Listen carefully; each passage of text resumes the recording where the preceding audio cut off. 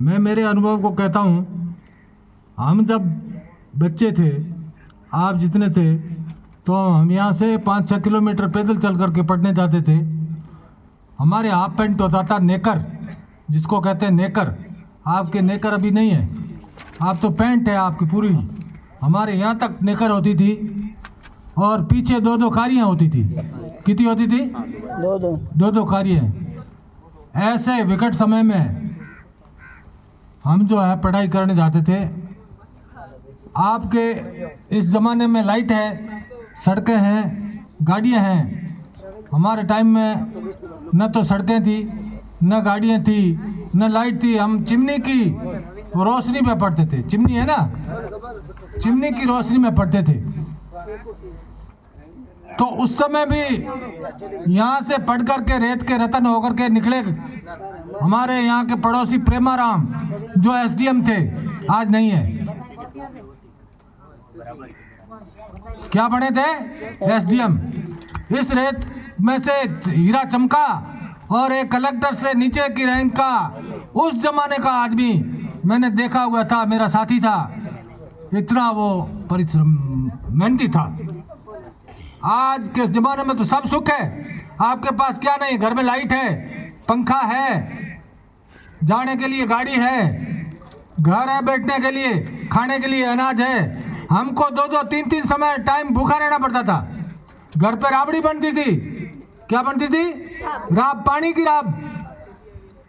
कभी कभी वो भी नसीब नहीं होती थी, कभी कभी वो भी नहीं मिलता था। 1966, 67, 68 अकाल पड़े, 25 और 26 अकाल, जिस समय भारत में अनाज की बहुत कमी थी। अमेरिका से अनाज आता था और राती ज्वार आती थी, राती ज्वार। उसके खाने से हैजा फैल जाता था। कई लोग उस हैजे में मर गए थे। ऐसे समय में भी यहाँ के जो है बच्चे पढ़ करके और एक अफसर बने थे। तो आप भी मेहनत करो। क्या करो? मेहनत करो, खूब पढ़ो, दिन रात पढ़ो। एक बार अर्जुन के गुरु द्रोणाचार्य थे ना, कौरवों और पांडवों के गुरु कौन थे? द्रोणाचार्य। गुरु द्रोणाचार्य थे। द्रोणाचार्य गुरु अपने शिष्यों को वन में ले गए। कहाँ ले गए? वन में ले गए और एक मिट्टी की चिड़िया बनाई। क्या बनाई? चिड़िया बनाई। चिड़िया की आंखें बनाई। आंख बढ़ा के उसको पेड़ की एक डाली पर रखा और एक एक विद्यार्थी की उन्होंने परीक्षा ली। तीर कमान दिया कि भाई क्या दिख रहा है? तो कह रहे मेरे को तो पेड़ दिख रहा है, खंबा दिख रहा है, आसमान दिख रहा है। तो कह बैठ जा। ऐसे करते करते अर्जुन की बारी आई। किसकी आई? अर्जुन की बारी। तो अर्जुन को पूछा कि क्या दिख रहा है? तो मुझे चिड़िया की आंख दिख रही है। क्या दिख रही है? चिड़िया की आंख। तो तीर छोड़ो। जैसे ही तीर छोड़ा, चिड़िया की आंख में लगा। आपको सिर्फ पढ़ाई पे ध्यान देना है, पढ़ना है। सपूत कौन आता है गांव में? जो आगे बढ़ता है। किसी भी काम में आगे बढ़ने की चाह रखो।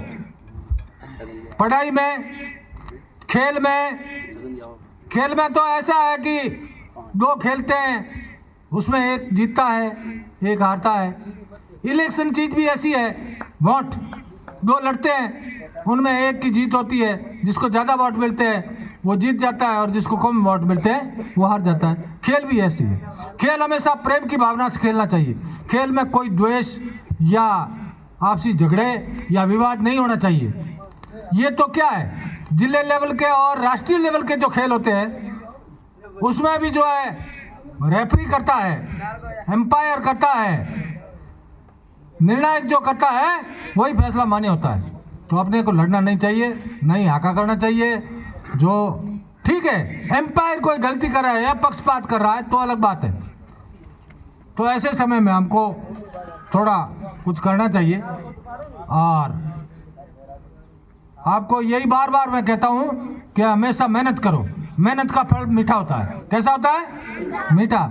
ये अध्यापक सब जो है ना, इन्होंने मेहनत की तब इनको नौकरी मिली।